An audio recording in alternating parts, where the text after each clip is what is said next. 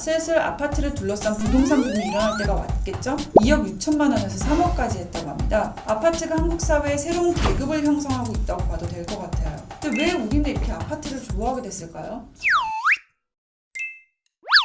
안녕하세요. 모주마너 언니 모하니입니다. 요새 뉴스 보면은 약간 기승전 부동산 같은 느낌 드는데, 경제 얘기할 때도 부동산이고 정치 얘기할 때도 부동산이고, 심지어 이제 막 뉴스 사회면에서도 부동산 얘기가 나오더라고요. 부동산엔 주거용 건물, 상업용 건물, 논밭 뭐 이런 거 다 들어가겠지만, 요즘 얘기하는 부동산이라는 게 그냥 결국 아파트? 그것도 서울과 수도권 아파트 아니겠어요? 저는 평생 서울에서 그것도 아파트에서만 살았지만 진짜 아이러니하게도 한 번도 아파트에 관심을 가져본 적이 없어요. 왜냐면 제 월급을 모아서는 아파트를 살 수 없기 때문에 그냥 아예 욕심을 낸 적이 없었던 것 같아요. 지난 12일, 그러니까 8월 12일 뉴스를 보니까 서울 아파트 평균 가격이 10억 원을 넘었고, 강남구는 평균 20억 원이 넘어요. 서초구가 19억 5천만 원이니까 이제 곧 20억 원이 넘겠죠? 2000년대 중반에 서울 강남 아파트 시세를 들었을 때 나 같은 사람은 로또에 당첨되지 않는 이상은 이걸 못 사겠구나 라고 생각을 했는데, 지금은 로또에 당첨이 된다고 한들 서울 강남의 아파트는커녕 서울 아파트도 못 사겠더라고요. 그래서 그냥 이번 생은 망했다고 생각하고 아파트에 관심을 끄고 살았는데, 요즘 결혼을 하는 후배나 친구들이 영혼을 끌어모아서라도 아파트를 사는 걸 보고 대체 아파트가 뭐길래 이럴까 좀 궁금해졌어요. 근데 아파트라는 게 저희는 되게 그 현대 주거의 산물이라고 생각을 하지만, 이미 고대 로마 때 아파트 비슷한 건축물이 있었어요. 로마 제국하면 이제 지중해 패권을 장악한 되게 대국이잖아요. 기원전 2세기 중반에 인구가 많이 늘어서 주택 보급 문제가 심해졌고, 그때 인슐라라는 공동주택을 지어요. 나무 벽돌 진흙이랑 로마 때 사용하던 천연 시멘트로 만든 건물인데, 1층에 상점이 있고 위에는 이렇게 사람이 사는 집이 있었대요. 높은 인슐라는 10층이 넘었다는 기록이 있어요. 지금으로 치자면 주상복합 아파트? 라고 보면 될 것 같아요. 재밌는 건 인슐라는 지금 우리가 아는 아파트랑 비슷한 점이 상당히 많아요. 이 기록을 보면 그때도 층간소음으로 사람들이 싸웠고, 1층에 냄새가 나거나 시끄러운 가게가 입점을 하면 주민들이 반대시 버리고 그랬대요. 중세에 와서는 중동에서도 아파트가 생겨나기 시작해요. 지금까지 남아있는 예멘의 시밤이라는 아파트는 16세기에 지어져서 500년이 넘는 역사를 가진 세계문화유산이 됐어요. 시밤은 5층이나 한 9층 높이까지 지어졌고, 이 집들이 오밀조밀 붙어 있어서 지붕길이 이렇게 이어진 고가 통로를 통해 이동을 할 수 있어요. 500개가 넘는 집에 7,000명 이상 살고 있었다니까 이 규모가 어느 정도인지 짐작이 가실 거예요. 20세기에 들어서 시밤을 본 여행자들은 사막의 맨하탄이라고 했을 정도로 잘 지어졌다고 하네요. 이렇게 고대부터 아파트가 있었는데도 불구하고 아파트를 근현대의 산물이라고 생각을 하는 건 영국 산업혁명 무렵에 아파트가 생겨났기 때문이에요. 산업혁명이 일어나고 세계 1, 2차 대전을 치르면서 대량 생산이 시작되고 모더니즘이 유행을 합니다. 건축에선 모더니즘이 조금 늦게 찾아와요. 패션이나 미술, 음악 이런 거는 이제 빨리 유행을 이렇게 따라 바꿀 수 있는데, 건축이란 게 규모도 있고 돈도 많이 들다 보니까 새로운 걸 빨리 받아들이기가 힘들어요. 그런데 세계 대전을 2번 치르면 어떻겠어요? 도시엔 사람이 몰리는데 전쟁이 일어나서 도시는 폐허가 됐겠죠? 이때 새로운 주거 형태를 제시한 사람이 바로 현대 건축의 거장 르 코르비지에입니다.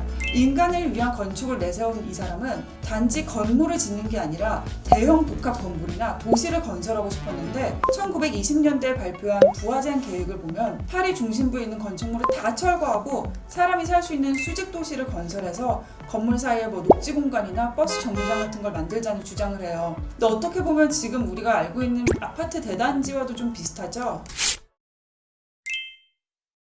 한국의 최초의 아파트가 뭐냐에 대해서는 의견이 갈려요. 지금 우리가 생각하는 주거 형태의 아파트는 해방 이후에 나타나요.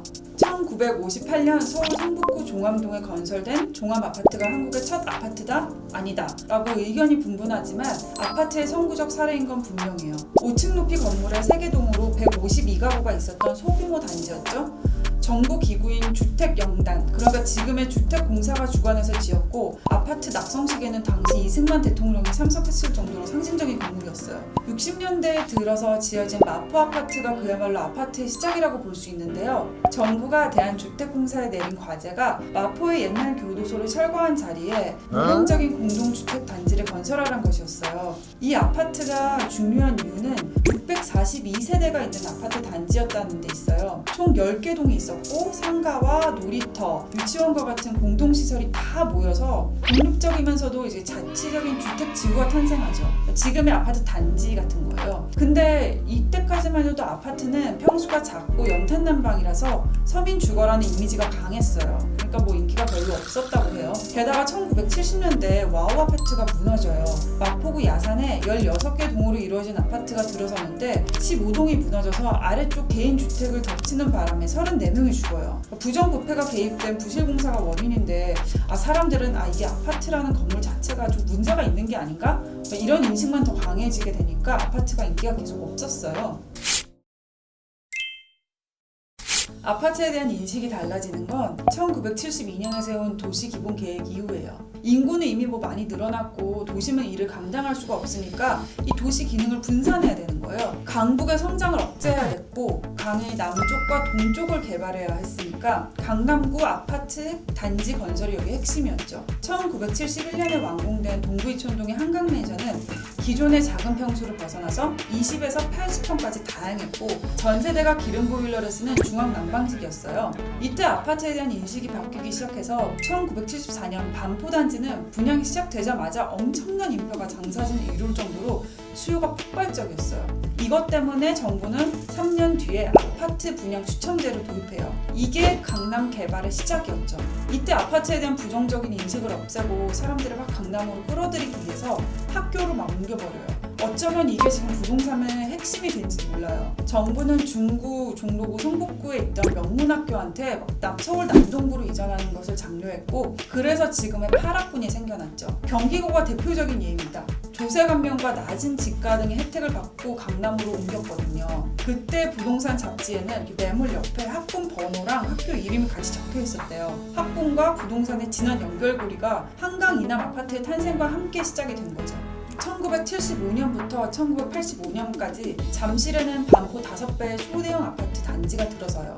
아파트 표준화 시대로 접어든 거죠. 중산층과 상류층을 겨냥한 반포 단지와 달리 12평에서 16평대로 지어진 이 아파트는 사회생활을 막 시작한 젊은 세대를 겨냥했어요. 비슷한 때에 압구정 현대아파트가 지어지는데 이때부터 대기업 건설 회사가 아파트 단지 건설에 뛰어들어요. 아파트 인식이 얼마나 바뀌었는지 알만하죠? 자, 이제 아파트에 대한 인식이 바뀌었으니까 이제 슬슬 아파트를 둘러싼 부동산 붐이 일어날 때가 왔겠죠? 아시안게임이랑 서울올림픽을 치르면서 정부에선 더더욱 도시 정비에 힘을 쏟고 고층 건물 건설 규제도 완화를 해요. 그때 지어진 게 송파구의 아시아 선수촌과 올림픽 선수촌입니다. 올림픽 때 한국을 선전하는 기능을 했던 이 아파트의 디자인에 노력을 기울였고 건축 자재도 다양하게 사용했다고 해요. 어쨌거나 당시 한국 경제가 잘 나왔기 때문에 사람들은 부동산에 투자를 하고 싶어 했고 안 그래도 서울 인구가 막 늘어나서 주거 문제가 심각해지니까 정부에서도 아파트 건설을 더 막 장려하게 되죠. 제가 이때 직장 생활을 했다면 강남 상가 아파트를 살 수 있었을까요? 80년대 압구정 현대아파트 작은 평형이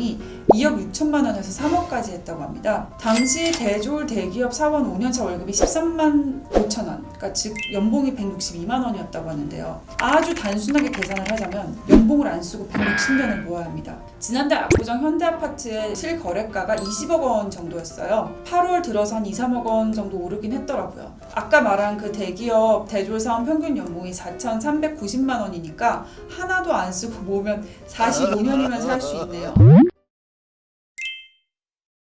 근데 왜 우리는 이렇게 아파트를 좋아하게 됐을까요? 일단 기능적인 면을 무시할 수 없을 것 같아요. 중앙 난방이 공급이 되고 수세식 화장실과 수도가 해결이 된다는 게 초기에는 인기를 끌었을 거예요. 개인 주택에선 마당이나 정원을 직접 가꿔야 되는데 아파트에선 관리비를 지불하고 이걸 위탁을 하는 방식이죠. 이게 여성의 가사노동을 줄여줬을 거고 또 여자들이 일을 할 수 있게 만들어주는 원동력 중에 하나였을 것 같아요. 그런데 기능적인 면보다 저는 상징적인 면이 더 컸을 것 같아요. 1974년에 아파트가 막 생겨났을 때 작가 최인호가 쓴 소설에 이런 대목이 나와요.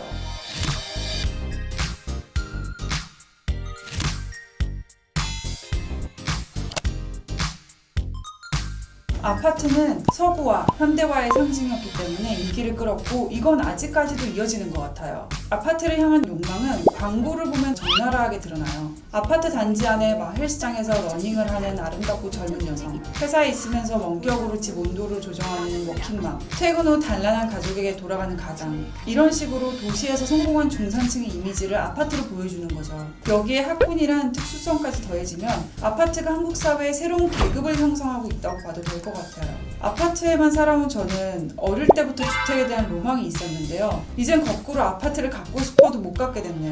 서민이 살던 아파트가 어쩌다 이렇게까지 됐는지 모르겠어요. 포르비지에가 2020년에 서울 아파트를 봤다면 어떤 반응을 보였을까요? 가장 효율적이면서 거대한 집합 주거를 짓는 꿈을 서울에서라도 이뤘다고 좋아했을지 정말 궁금하네요.